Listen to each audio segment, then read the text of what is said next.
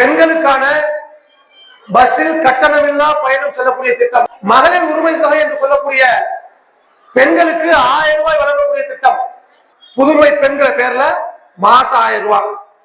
யாரெல்லாம் கல்லூரி படிக்கிறார்களோ ஆண் பிள்ளைகள் அவர்களுக்கு 1000 ரூபாய். நான் முதல்வர் என்று சொல்லக்கூடிய திட்டம், மாற்றுத்திறனாளி இருந்தார் 1500. அதே மாதிரி முதியோர் யாரும் இருந்தா அவங்களுக்கு 1200. தாய் மாணவர் ஒரு திட்டம்.